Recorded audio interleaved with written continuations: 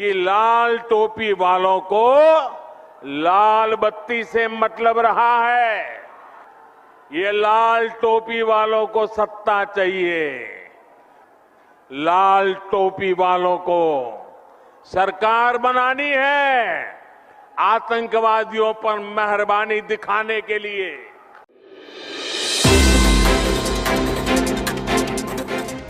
नमस्कार, the leader Hindi में आपका स्वागत है। मैं हूं आपके साथ अलैना खान। बुलेटिन की शुरुआत करते हैं आज की बड़ी खबरों के साथ। पीएम मोदी गोरखपुर से पूर्वांचल को देंगे सौगात, पश्चिमी यूपी से दम भरेंगे अखिलेश और जयंत, पंजाब के होशियारपुर में केजरीवाल की जनसभा। उत्तर प्रदेश समेत 5 राज्यों में होने वाले विधानसभा चुनाव की सरगर्मियां तेज हो गई हैं और राजनीतिक दलों की जनसभाएं भी बढ़ने लगी हैं। मंगलवार को प्रधानमंत्री नरेंद्र मोदी गोरखपुर में हैं, जहां उन्होंने पूर्वांचल को कई सौगातें दी हैं और मुख्यमंत्री योगी आदित्यनाथ के कार्यकाल की सराहना की कि लाल टोपी वालों को लाल बत्ती से मतलब रहा है। उनको आपके दुख तकलीफ से कोई लेना देना नहीं है। ये लाल टोपी वालों को सत्ता चाहिए, घोटालों के लिए, अपनी तिजोरी भरने के लिए, अवैध कब्जों के लिए, माफियाओं को खुली छूट देने के लिए। लाल टोपी वालों को सरकार बनानी है, आतंकवादियों पर मेहरबानी दिखाने के लिए, आतंकियों को जेल से छुड़ाने के लिए। और इसलिए याद रखिए, लाल टोपी वाले यूपी के लिए रेड अलर्ट है, रेड अलर्ट, यानी खतरे की घंटी है। दूसरी तरफ समाजवादी पार्टी के अध्यक्ष अखिलेश यादव और रालोद के मुखिया जयंत सिंह ने चुनावी मंच साझा किया है। नौजवान साथी जयंत चौधरी की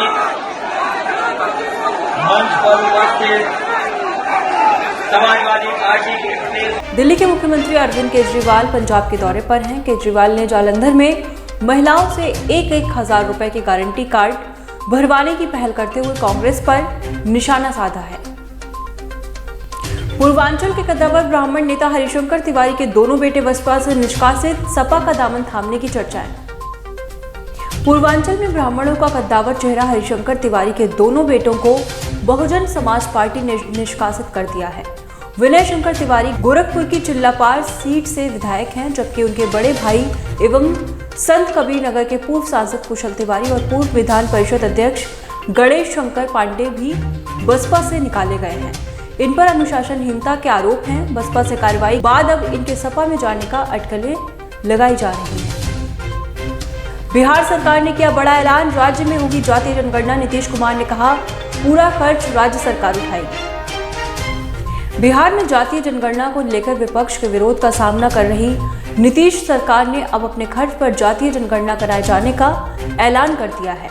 सीएम नीतीश कुमार ने कहा कि इसको लेकर हम जल्द ही सर्वदलीय बैठक करेंगे। डिप्टी सीएम और अपनी पार्टी के सभी नेताओं से बात हो चुकी है। बिहार के मुख्य विपक्षी दल आरजेडी के नेता तेजस्वी यादव जातीय जनगणना को लेकर नीतीश सरकार को लगातार घेरते रहे हैं। इस गणना को लेकर एक संयुक्त प्रतिनिधि मंडल प्रधानमंत्री से भी मिल चुका है। आगरा लखनऊ एक्सप्रेसवे पर एक्सीडेंट, बिहार से दिल्ली जा रही बस पलटी, 30 यात्री घायल। आगरा लखनऊ एक्सप्रेसवे पर मंगलवार को बड़ा हादसा हो गया। बिहार से दिल्ली जा रही एक बस हाईवे पर बेकाबू होकर पलट गई। इस हादसे में 30 से ज्यादा यात्री घायल बताए जा रहे हैं। शुरुआती जानकारी में बस ड्राइवर की लापरवाही सामने आई है। बताया जा रहा है कि ड्राइवर एक हाथ से बस चला रहा था तो दूसरे हाथ से बीड़ी पी रहा था। अचानक बस पर नियंत्रण खो गया और बस दुर्घटना का शिकार हो गई। बस में करीब 90 लोग सवार थे। संसद में किसानों के मुद्दे पर आर पार, राहुल बोले, मेरे पास सभी मृतक किसानों के नाम, मुआवजा दे सरकार। कांग्रेस के पूर्व अध्यक्ष राहुल गांधी ने संसद में किसानों के मुद्दे पर केंद्र सरकार पर निशाना साधा है। राहुल गांधी ने लोकसभा में किसानों का मुद्दा उठाते हुए मांग की है कि कृषि कानूनों के खिलाफ आंदोलन के दौरान मारे गए किसानों को मुआवजा दिया जाए। राहुल ने कहा, आपकी सरकार कह रही है कि कोई किसान शहीद नहीं हुआ है या आपके पास किसानों के नाम नहीं है, तो ये डेटा है जो मैं आपको देना चाहता हूँ। मैं चाहता हूँ कि इन किसानों के परिवारों को हक और इंसाफ मिले। कोरोना की आर्थिक मार 1/3 रह गया उत्पादन, कर्मचारियों की संख्या में 75% कमी। कोरोना महामारी के बचाव के लिए देश भर में स्कूल बंद होने से बच्चों की पढ़ाई तो प्रभावित हुई ही है, पेंसिल इंडस्ट्री का बिजनेस भी करीब करीब चौपट हो गया है। दक्षिण कश्मीर के पुलवामा जिले में ओखू को पेंसिल विलेज कहा जाता है, लेकिन बीते 1.5 साल में यहाँ पेंसिल की बिक्री 70% तक घट गई। ओखू की सबसे बड़ी पेंसिल मैन्युफैक्चरिंग यूनिट ज्वेलम एग्रो इंडस्ट्रीज के मैनेजर फारूक अहमद कहते हैं कि कोविड से पहले हम रोजाना 5 से 10 हज़ार पेंसिल का उत्पादन करते थे।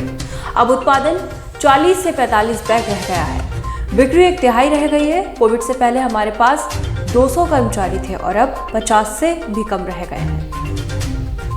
भारत रूस इकोनॉमी को मिलेगा 6 लाख करोड़ का बूस्टर डोज, 28 समझौतों पर हुए हस्ताक्षर। भारत दौरे पर आए रूस के राष्ट्रपति व्लादिमीर पुतिन और प्रधानमंत्री नरेंद्र मोदी के बीच कई मुद्दों पर सहमति बनी है। माना जा रहा है कि मुलाकात केवल रिश्तों में ही गर्माहट पैदा नहीं करेगी, बल्कि दोनों देशों की इकोनॉमी को भी 6 लाख करोड़ रुपए यानी $80 अरब का बूस्टर डोज देगी। साल 2025 तक दोनों देश दोतरफा निवेश को $50 अरब और ट्रेड को $30 अरब के पार ले जाना चाहते हैं।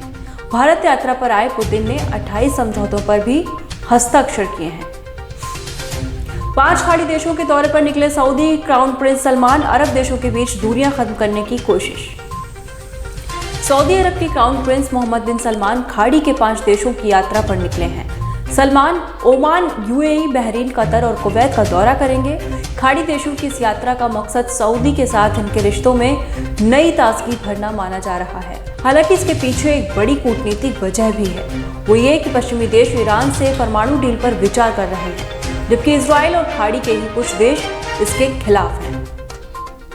और फिलहाल देश और दुनिया के बुलेटिन में इतना ही। बाकी अन्य खबरों के लिए द लीडर हिंदी को सब्सक्राइब करना बिल्कुल ना भूलें। शुक्रिया।